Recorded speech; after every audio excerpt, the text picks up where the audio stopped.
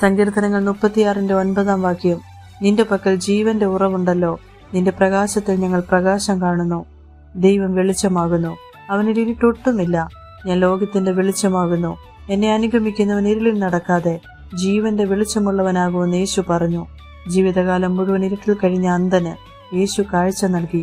അവന്റെ ശാരീരികമായ അന്ധത മാറ്റുന്നതിനൊപ്പം യേശുവാണ് സത്യവെളിച്ചവും ദൈവവുമെന്ന ആത്മീയ പ്രകാശവും അവൻ തിരിച്ചറിഞ്ഞു. ക്രിസ്ത്യാനികളെ ഉപദ്രവിക്കാൻ ദമസ്കോസിലേക്ക് പോയ ശൗലിനെ വഴിമധ്യേ ആകാശത്തു നിന്നൊരു വലിയ വെളിച്ചം മിന്നി. ആ പ്രകാശത്തിൽ അവൻ നിലത്തു വീഴുകയും യേശുവിന്റെ ശബ്ദം കേൾക്കുകയും ചെയ്തു. 3 ദിവസം അന്ധനായി. അവൻ പിന്നീട് കാഴ്ചയും പുതിയൊരു ജീവനും പ്രാപിച്ച് പൗലോസപ്പോസ്തലനായി മാറുന്നു. ശമരിക്കാരിയായ സ്ത്രീ വെള്ളം കോരുവാൻ വന്നപ്പോൾ യേശു അവളോട് വെള്ളം ചോദിക്കുകയും സംസാരിക്കുകയും ചെയ്യുന്നു. ദാഹം മാറ്റുന്ന വെള്ളത്തിന് പകരം ജീവൻ നൽകുന്ന ജീവന്റെ വെള്ളത്തെക്കുറിച്ച് യേശു അവളോട് സംസാരിക്കുന്നു. പൗലോസിന്റെയും ശീലാസിന്റെയും കാരാഗ്രഹത്തിൽ കിടന്നുള്ള പ്രാർത്ഥന തടവറയെ പ്രകാശപൂർണമാക്കി. അന്ധകാരത്തിലും ഭയത്തിലും ഒഴുകിയിരുന്ന കാവൽക്കാരൻ ദൈവിക പ്രകാശം തിരിച്ചറിഞ്ഞു.